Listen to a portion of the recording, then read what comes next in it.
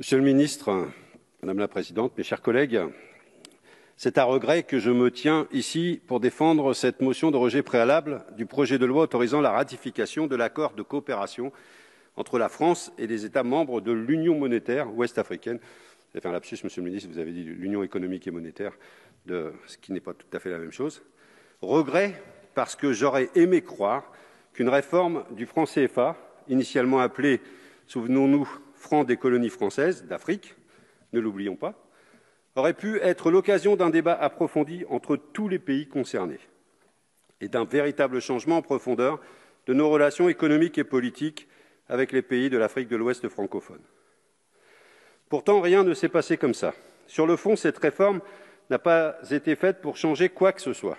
Sur la forme, la méthode pour mener cette réforme confirme la condescendance de la France vis-à-vis de ces pays. Car pour ne rien changer, pas besoin de concertation. Personne n'était au courant de l'annonce de la réforme en décembre 2019 par Emmanuel Macron à Abidjan. Seul son acolyte ultralibéral, Alassane Ouattara, en avait connaissance. Lui qui a été mis en place par les chars français en 2011 et qui est le champion de toute catégorie de la multinationale Afrique à forte composante française. Lui qui vient d'ailleurs de s'arroger un troisième mandat inconstitutionnel au moyen d'une répression implacable des opposants. Quant aux partenaires de l'Union monétaire de l'Ouest africain, l'UMOA, qui gère le franc CFA, à savoir le Bénin, le Burkina Faso, la Côte d'Ivoire, la Guinée-Bissau, le Mali, le Niger, le Togo et le Sénégal, ils n'étaient même pas informés. Pas plus que le gouverneur de la Banque centrale des États de l'Ouest africain qui pilote cette monnaie. Lorsqu'Emmanuel Macron a expliqué le sens de la réforme en décembre dernier à Abidjan, il a dit, je cite, « J'ai souhaité pouvoir mettre à plat l'ensemble des sujets pour écrire une page nouvelle de notre histoire commune. » Fin de citation. L'idée ne lui a donc pas été soufflée par les États membres de l'UMOA, comme on veut bien nous le faire croire encore ce matin. C'est encore et toujours Jupiter qui a décidé seul. Or, un changement de monnaie, si l'on respecte un tant soit peu les peuples concernés, aurait dû être un chantier démocratique, transparent et ouvert, quitte à être long. Prenons notre exemple. En 1992, lorsque la Communauté européenne a choisi de devenir l'Union européenne et de passer à l'euro, il y a eu un référendum en France. Il posait bien l'enjeu du passage à la monnaie unique, 7 ans plus tard, avec un calendrier précis. Peu importe ce que l'on pense du résultat, mais force est de constater qu'au moins, sur la méthode, les choses étaient plus démocratiques. Ici, que nous propose-t-on? La ratification d'un accord de coopération seulement. Même pas le calendrier de mise en place de l'ECO. Et même, l'ordre de ratification est suspect. Pourquoi la France est-elle le premier pays à ratifier cet accord? Pourquoi, en toute logique, ne pas avoir attendu la ratification des autres pays directement concernés pour terminer par la France? Notre Parlement aurait de ce fait pu tenir compte des débats démocratiques dans les pays directement concernés par cette réforme. Logique, non? Question de méthode. Cette réforme est par conséquent un non-sens complet. Cela justifierait à elle seule que l'on rejette ce texte. Mais vous avez encore la possibilité de le faire. Parce qu'il ne faut pas oublier que l'on parle de quelque chose qui est absolument fondamental. On parle de monnaie, c'est-à-dire d'une institution politique et économique. C'est la monnaie qui permet à une zone de déterminer et de piloter son économie pour obtenir des résultats de développement précis. Et qu'en est-il de cette réforme du franc CFA? Va-t-elle permettre de piloter ces taux de change pour permettre de favoriser ses exportations ou ses importations? Va-t-elle laisser aux pays de la zone le choix de s'adosser à une monnaie plutôt qu'une autre? Va-t-elle permettre de piloter son inflation, ses taux d'intérêt, le poids de sa dette, et j'en passe? Eh bien non, rien ne changera. Le lien ombilical du franc CFA avec la zone euro va perdurer.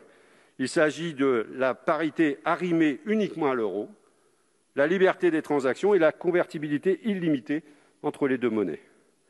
Ce triple lien permet à toute multinationale qui fait du commerce dans la zone monétaire du franc CFA de bénéficier d'une sécurisation de ses investissements sur le long terme grâce à la parité franc CFA euro, de convertir ses profits réalisés en franc CFA vers l'euro, puis de rapatrier ensuite ses capitaux vers la zone euro. Prenons simplement La parité fixe euro-franc CFA, pour ceux qui travaillent en euros, aucun problème, on est d'accord. Mais quand vous avez des secteurs entiers qui travaillent en dollars, c'est très compliqué. L'euro varie tous les jours face au dollar, et donc le franc CFA varie tous les jours face au dollar. Et lorsque les taux de change dollar-euro varient trop, des secteurs économiques entiers, on a connu ça, nous, avant le passage à l'euro, peuvent perdre leur compétitivité du jour au lendemain. L'Agence française de développement avait d'ailleurs tiré la sonnette d'alarme il y a quelques années en indiquant que la parité fixe avait été l'un des principaux facteurs de l'effondrement du secteur du coton au Burkina Faso. Tenons les leçons d'histoire. Il pourrait donc être dans l'intérêt de certains pays dont les secteurs travaillent avec d'autres monnaies que l'euro de s'arrimer à d'autres monnaies. Le système du franc CFA favorise donc le lien entre zone euro et zone CFA. Cela entrave le commerce entre les membres de l'UMOA et également avec la CEDEAO. Cela explique que 50 ans après les indépendances, l'Europe soit encore le premier partenaire commercial de la plupart de ces pays, alors que le commerce à l'intérieur de l'Afrique entre ces pays représente moins de 15% au total. Ça doit vous parler, Monsieur le Ministre, ce commerce extérieur. Ce chiffre est un véritable échec du franc CFA. À lui seul, il justifierait d'ailleurs sa remise au placard de l'histoire. Il n'y a au sein de l'UMOA aucun mécanisme de solidarité, aucun marché unique, aucune union politique et pas d'intérêt économique, finalement, à partager une monnaie qui serait bénéfique pour chacun de ses membres. Comparons à nouveau avec la zone euro. Malgré une très forte intégration économique et un commerce entre les États membres de la zone euro, on sait tous que les choses sont complexes. Mais là, on a affaire à une union monétaire sans autre forme d'union. Rajoutons à cela le fait qu'en cas de crise, lorsque l'on ne maîtrise pas sa politique monétaire et qu'on ne peut pas laisser filer l'inflation pour diminuer sa dette, le seul outil pour se désendetter est la diminution des dépenses publiques. Ça nous parle aussi ici. Comme dans l'Union européenne, c'est austérité à perpétuité. Le rôle du franc CFA dans la situation économique et sociale catastrophique des États membres de l'UMOA est donc à étudier avec sérieux. Ce n'est évidemment pas l'unique facteur, nous sommes d'accord. Regardons la situation d'un point de vue historique. Dans les années 1980, le FMI et la Banque mondiale ont saigné les pays de l'Ouest africain. Les fameux plans d'ajustement structurel ont détruit ces États en pleine construction, avec la complicité d'ailleurs du Club de Paris. Ils les ont rendus dépendants des cours des matières premières. Ils ont obligé à tout privatiser et à réduire au maximum les dépenses publiques et ont promis un renouveau économique qui n'est jamais arrivé. Évidemment, ces cures d'austérité n'ont jamais fonctionné. L'endettement des pays est donc resté très élevé. Mais avec le franc CFA, il n'a pas été possible de jouer sur l'inflation pour se désendetter. Les pays ont donc continué à diminuer leurs dépenses publiques à des niveaux totalement inacceptables pour leur population, et c'est d'ailleurs ce qui fait qu'ils sont en crise aujourd'hui. Des systèmes éducatifs totalement dégradés, des systèmes de santé inefficaces, des salaires des fonctionnaires si faibles qu'ils ne peuvent empêcher la corruption. Face à ces situations, l'aide publique au développement ne suffit pas à remonter la pente. Pauvreté, inégalités qui explosent, chômage de masse, désespoir de millions de jeunes et exil contraint. Et le pire, c'est que même avec l'aide publique au développement, la zone CFA est encore perdante. Tous les pays de l'UMOA sont dans la liste prioritaire de l'Agence française du développement. Une partie importante de notre APD est donc dédiée à la mise en place de programmes pour ces pays, dont certains consistent à construire des infrastructures. Or, qui est favorisé lorsqu'il s'agit de gagner des marchés dans une monnaie arrimée à l'euro ? Nos multinationales, bien sûr. Le métro d'Abidjan est à ce titre un exemple funeste de ce genre de projet, dénoncé récemment par le sénateur communiste Pierre Laurent.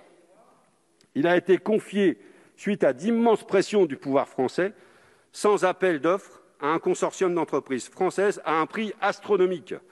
La transformation du franc CFA en éco ne va donc en rien changer ce système. Les trois choses qui vont changer sont donc le nom, la capacité pour la Banque centrale des États de l'Ouest africain de déposer ses réserves de change ailleurs qu'au Trésor français, l'absence de Français dans la gouvernance de la zone monétaire. Et encore, l'étude d'impact de ce projet de loi dit que la fin de l'obligation de réserve de change au Trésor français ne changera rien dans la tutelle monétaire. Par contre, cette disposition coûtera moins cher à la France. Il n'y aura donc plus à rémunérer les avoirs déposés sur le compte dédié. Voilà qui en dit long d'ailleurs sur l'état d'esprit de ses auteurs.